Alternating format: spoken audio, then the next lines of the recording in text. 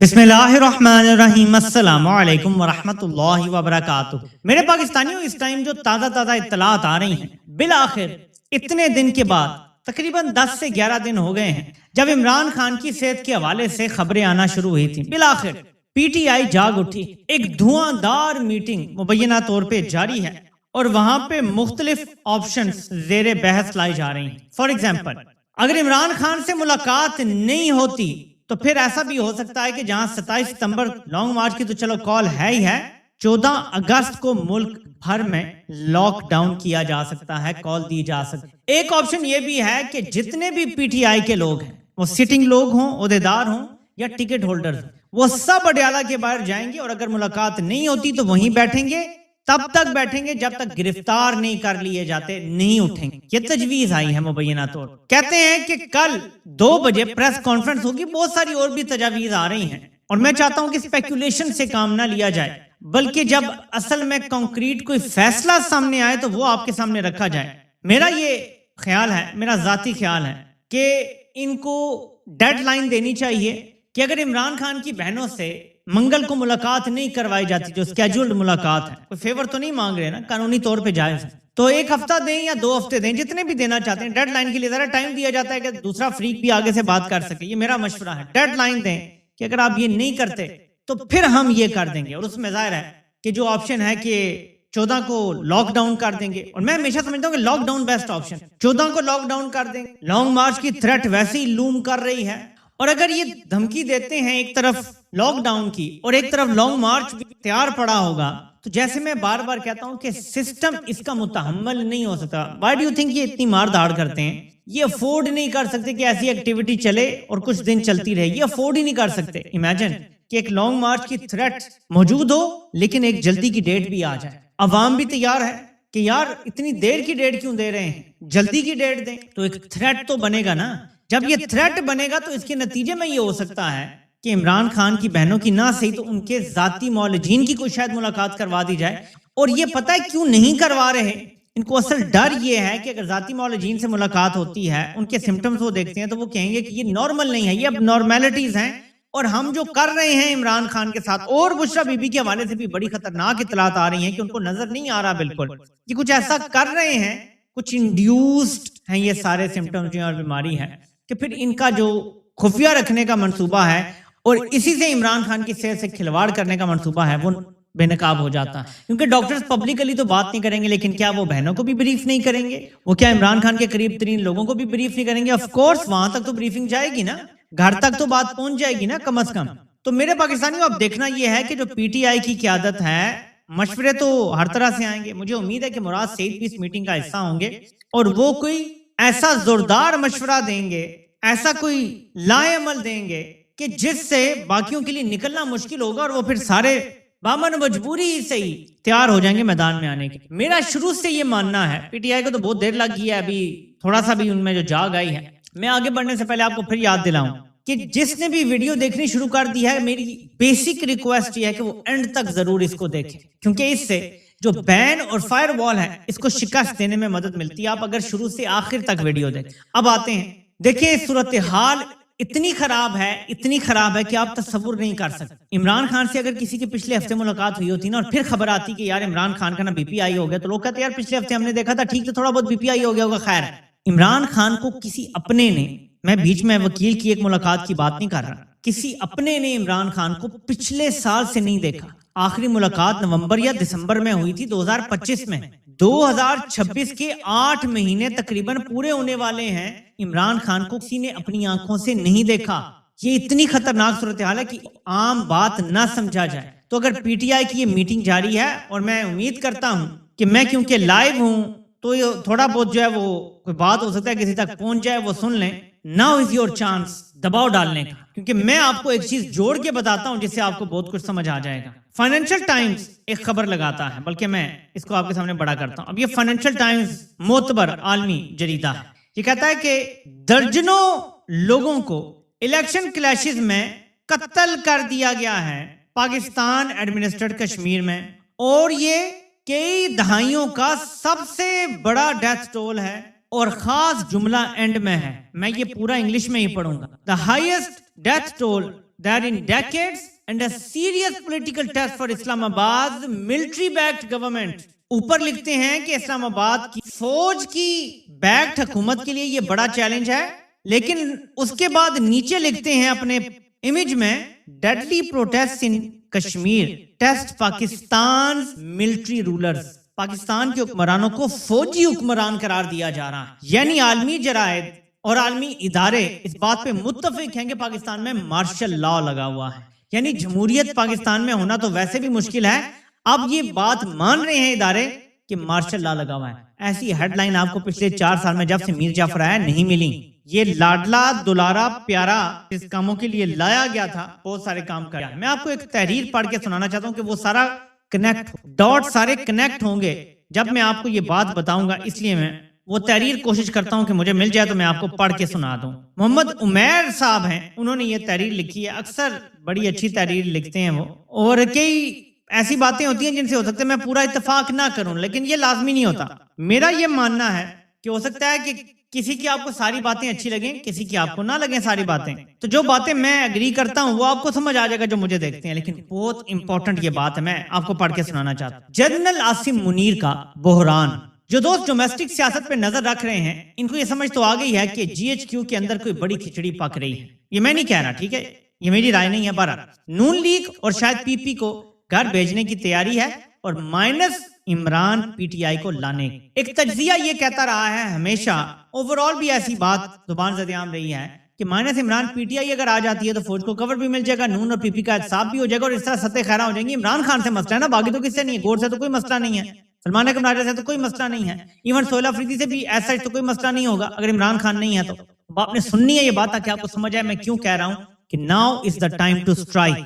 ایک بات ذہن میں رکھیں کہ جب بھی جی ایچ کوئی بڑا یو ٹرن لیتا ہے تو اس کے پیچھے عالمی سیاست میں اس کے مفادات ہوا کرتے ہیں. رجیم چینج کے پیچھے بھی یہی تھا. جرنیل شاہی عالمی طاقتوں بشمول خلیجی ممالک سے کشمیر و فلسطین پہ وعدے کر چکے تھے.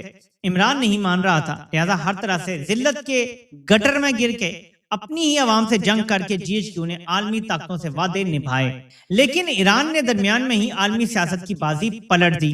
اب مفادات کے تقاضے یکسر بدل چکے ہیں. امریکہ خطے سے جا رہا ہے، میں کہوں گا اگر امریکہ خطے سے جا رہا ہے، اگر، کیونکہ جیسا ٹرمپ بیہیو کر رہا ہے کہ آپ اپنا خطہ خود سنبھالیں، ہمارے فوجی آپ کے لیے مرنے کے لیے تیار نہیں ہیں. عرب ممالک کو بھی یہ کہا جا رہا ہے، سب کو خطے میں یہی کہا جا رہا ہے. اور یہ جو اتحاد کروایا گیا ہے اس حوالے سے بھی میں آپ کو آگے چل کے بتاتا ہوں، بلکہ ابھی یہ دکھاتا ہوں تاکہ اس کے ساتھ جڑ جائے گی بات. ٹرمپ کا قریبی ساتھی جو ولسن کہتا ہے، یہ ذرا ہم پڑھتے ہیں، آپ نے خبر سن لی ہوگی لیکن میں اس کے ساتھ ایڈ کرنا چاہتا ہوں، آپ کو بات سمجھ آ جائے گی. جو ولسن، یہ ٹرمپ کا قریبی ساتھی، کہتا ہے کہ the mutual defense pact of Saudi Arabia, Turkey and Pakistan is another achievement of President of the United States, promoting stability, peace and prosperity in the Middle East. With our prosperous Gulf allies and liberated Syria and Lebanese-Israeli negotiations, it is clear the murderous regime in Iran is isolated and the people of Iran can regain a new government worthy of Iran's rich. یہ جو معاہدہ ہوا ہے پاکستان، ترکی اور سعودی عرب کے درمیان، یہ Trump کی کامیابی ہے. اور اب ایران جو ہے وہ مزید تنہا ہو گیا ہے خطے میں، اور جلد ایران کے عوام کو موقع یہ مل رہا ہے کہ وہ کسی قابل حکومت کو اپنے لیے سلیکٹ کریں یا الیکٹ کریں. یہ بات انہوں نے کر دی. اب میں آپ کو سابق سفیر، کیونکہ یہ ساری چیزیں کنیکٹ ہوتی ہیں نا میرے پاکستانی، ڈاٹس کنیکٹ ہوں گے تو ہمیں سمجھ آئے گا نا کہ میں کیا بات کر رہا ہوں. سابق سفیر عبد الباسط صاحب، یہ انڈیا میں پاکستان کے سفیر رہ چکے ہیں، وہ کیا کہہ رہے ہیں یہ ذرا آپ نے غور سے سنیں. میں یہ بھی سمجھتا ہوں کہ یہ معاہدہ امریکہ کی آشیرواد کے بغیر نہیں ہو. یہ معاہدہ امریکہ کی آشیرواد کے بغیر نہیں ہو سکتا تھا. یعنی امریکہ سے نہ صرف منظوری بلکہ اس کی مرضی اور اس کے حکم پر ہوا ہے. سمجھ رہے ہیں؟ اب اس کے بعد میں آپ کو ایک کلپ سنانا چاہتا ہوں. آپ کہیں گے یہ میں کس کا کلپ سنا رہا ہوں، مجبوری ہے تھوڑا سا آپ کو سنانا چاہتا ہوں. یہ پلیز مجھے معاف کر دیجئے گا، یہ میرا وہ جرم ہے، شاید آپ معاف نہ کریں، میں خود کو بھی شاید معاف نہ کر، لیکن آپ کو تھوڑا سا سنانا پڑے گا تاکہ آپ کو سمجھ. کبھی ہم نے کیا معاہدہ، اب یہ ہے کہ ہمیں ہر جگہ وضاحتیں دینی پڑتی ہیں کہ بھائی جان معاہدہ جو ہے نا یہ کسی کے خلاف نہیں ہے، یہ ایران کے خلاف نہیں ہے، یہ جو ہے وہ کسی اور کے خلاف نہیں ہے. پاکستان کبھی پاکستان وضاحتیں دے رہا ہوتا ہے، کبھی جو سعودی عرب والے دے رہے ہوتے ہیں اور کبھی جو ہے وہ ایران والے دے رہے ہوتے ہیں، تو یہ ٹرکی والے دے رہے ہوتے ہیں. اب معاملہ کیا ہے ناظرین، میں آپ کو پہلے تفصیل میں بتا چکا ہوں کہ ہم تینوں ممالک جو ہیں ان کو کوئی کامن تھریٹ نہیں ہے. یہ بات آپ کے ذہن میں ہے، ٹھیک ہے؟ تو جن ملکوں کو کامن تھریٹ نہیں ہوتی، اس طرح کے معاہدے جو ہیں ان کی تاریخ بتاتی ہے کہ وہ زیادہ تر دکھاوے کے معاہدے ہوتے ہیں. یہ عمر چیمہ ہے، اگر میں یہ کہوں کہ یہ نون لیگ کا ڈائی ہارڈ فین ہے تو وہ بھی اس معاہدے کے بارے میں کہہ رہا ہے کہ یہ دکھاوے کے لیے ہوتا. ٹھیک ہے, کیا بیانیہ چلایا جا رہا ہے آپ نے غور کرنا. فائنینشل ٹائمز کہتا ہے یہ فوجی حکومت ہے اور فوج نے بندے مار دیے ہیں آزاد کشمیر. جو ولسن کہتا ہے یہ جو معاہدہ ہوا ہے یہ ٹرمپ کے کہنے پہ ہوا ہے. ہم نے سارے ڈاٹس کنیکٹ کر کے دیکھنے ہیں. اب میں جب یہ تحریر آگے جاری کر رکھوں گا تو آپ کو زیادہ بہتر سمجھ آئے گا. ایران نے درمیان میں ہی عالمی سیاست کی بازی پلٹ دی. اب مفادات کے تقاضے یکسر بدل چکے. امریکہ جا رہا ہے, میں یہ پھر دوبارہ کہوں گا کہ اگر امریکہ جا رہا ہے اور اس کی جگہ چین, ایران اور سعودیہ لینے والے ہیں. جہاں تک شریف و زرداری فیملی کا تعلق ہے یہ مغرب کے مہرے تھے. جب امریکہ ہی جا رہا ہے کہ بلا وجہ ناز برداری کس لیے. انہیں جرنیلوں نے مفت میں خود ذلت اٹھا کر حکومت دی. اب اس احسان کا بدلہ چکائیں اور سیف ایگزٹ لیں, بات ختم. یہ تو جی ایچ کیو کا محکمہ جاتی بحران ہے. البتہ اس کے موجودہ سربراہ جنرل عاصم منیر کا ذاتی بحران اس سے سوا ہے جو حالات کو مزید پیچیدہ کرتا ہے. جس کسی نے بھی اس مارشل کہلانے کے شوقین جنرل کی نفسیات کا بنظر غیر جائزہ لیا ہے, اسے یہ صاف نظر آ جاتا ہے کہ جنرل موصوف ایک بہت ہی کمزور شخصیت کا مالک, اور اس کی کمزوری کی جڑیں اس کی نااہلی میں ہیں. یہ نااہلی کی کمی خوشامد اور بگ باس کو ڈھونڈ کر اس کی غیر مشروط اطاعت سے پوری کر کے عہدہ لیتا ہے. باس کا فیورٹ بننے کے لیے ماتحتوں کو بے دردی سے کچل کر باس کا ٹاسک پورا کرتا ہے, لیکن اسی وجہ سے مسلسل خوف کا شکار رہتا ہے. یہ طاقتور کو سجدہ کرتا ہے اور کمزور کے لیے ہلاکو اور چنگیز ہے. یہ شخص خود سے نہیں آیا تھا, اسے لایا گیا تھا. یہ تو میرا جملہ ہے اور آپ سب بولتے ہیں. لائے گئے یا انسٹال کیے گئے موروں کی کمزوری یہ ہوتی ہے کہ لانے والی قوتیں انہیں لاتے وقت ہی ان کی ایکسپائری ڈیٹ بھی متعین کر دیتی ہیں جو ٹاسک کا پورا ہونا ہوتی ہے. لیکن ان کی مشکل یہ ہوتی ہے کہ ان کو بتایا گیا ٹاسک کچھ اور ہوتا ہے اور عالمی طاقتوں کا اپنا ٹاسک کچھ اور, اس لیے انہیں اپنی ایکسپائری ڈیٹ کے گزر جانے کا علم بھی نہیں ہوتا. یہ مشکل اب جنرل کو درپیش ہے. باقی انہوں نے کچھ ممالک کا نام لیا ہے, وہ بھی ضرورت نہیں ہے کرنے کی کیونکہ وہی سارے ممالک ہیں جن کی بات ہو رہی ہے, لیکن ایک میٹنگ ابھی کیونکہ ذکر ہے تو اس کا میرے پاس تو کوئی ثبوت نہیں ہے. مزید وہ کہتے ہیں کہ جنرل کا ذاتی بحران یہ ہے کہ ایک طرف تو وہ ان ممالک کے دیے گئے ٹاسک پورے کر چکا ہے, وہ بلوچستان میں آگ لگا کر وہاں بغاوت برپا کر چکا. یہی کام کشمیر میں بھی کر چکا, بس بغاوت کی کسر ہے. پنجاب اور کے پی کو بغاوت کے دھانے پر پہنچا چکا ہے. فوج کے خلاف پورے ملک میں نفرت پھیلا چکا ہے اور پاکستان کی معیشت بھی تباہ کر چکا ہے.